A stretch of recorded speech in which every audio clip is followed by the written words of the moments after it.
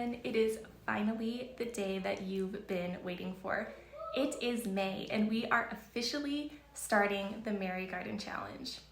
So today we need to talk about some design decisions and considerations you'll need to think through as you create and plan your personal Mary Garden. I talked a bit about the history of Mary Gardens in my welcome video, but just a quick reminder. The entire purpose of a Mary Garden is to provide you with a beautiful and meaningful space to connect more deeply with God. So consider a place you will see or visit often, a place that when you see it, it might spark a quick prayer or sense of gratitude. Basically, don't hide your Mary Garden. Add it to a space that will have a true impact on your daily life because it's going to serve as your visual reminder to connect with Mama Mary and her son, Jesus. Okay, now let's talk about some of the design decisions you'll need to make for your Mary Garden. Decision number 1, where to place your garden. You can create a Mary Garden either indoors or outdoors, depending on your personal preference. And maybe you have some space limitations to consider. Some of you are living in an apartment and need to opt for something indoors, or maybe you actually dread gardening. If this is the case, do not force yourself into something that you can't maintain or that isn't going to be fun for you. Stick to indoors. So some indoor ideas are shelves, mantles, corner nooks, and table centers. And I'm sure you might have way more ideas than I'm saying right now, and you can definitely leave those in the comments.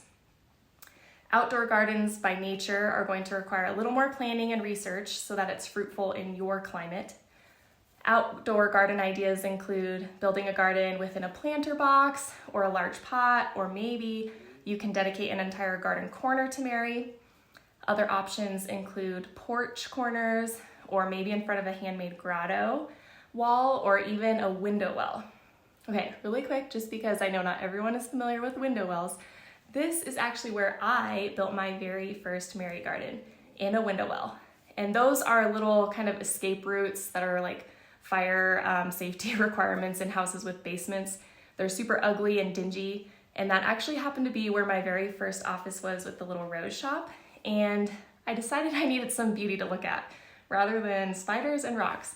So with a bunch of fake flowers, because the sun doesn't exactly touch the window well very well, I created a really beautiful garden. Okay, enough of that. Design decision number 2. What type of Mary statue are you after? Are you gonna try to rescue one or purchase one? Just remember, this is gonna be the centerpiece of your garden. So choose a statue that reflects your personal style.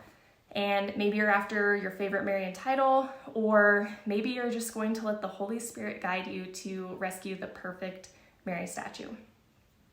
Some ideas for finding a rescued statue include checking out your secondhand stores, antique stores, garage sales, maybe even Facebook Marketplace.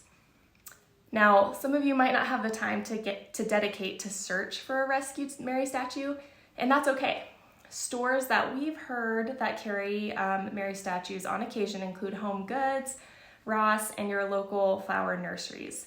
Or you can't go wrong with some Catholic online shops like House of Joppa or Catholic Company. And we've also linked several of our favorite statues on Amazon in our Mary Garden Guide. So don't forget to look there too. All right, decision number 3, whether to use real or fake flowers.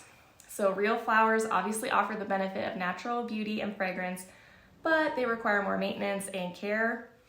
Fake flowers, on the other hand, are low maintenance and they can be used year-round. Plus, they are really easy to change up with the season, so you can have just as much fun kind of switching out your fake flowers to match your holiday decor. So ultimately, the decision is up to you and what fits your lifestyle. So when we get to that week of the challenge, where we are gathering flowers and accessories, we actually have a huge list of flowers named for Mary that you can refer to for extra inspiration when it comes to this. So those are the major decisions you need to make this week. I can't wait to hear what you decide. Now it's time for me to share a few inspiration photos that I've come across and gathered. And please, please, please, I invite any of you veteran Mary Garden creatives out there, please drop a picture of your past gardens in the comments below so that we can see. Thank you, everyone. Happy planning week, and stay tuned for more posts dedicated to helping you brainstorm and plan throughout the week, plus more prize announcements.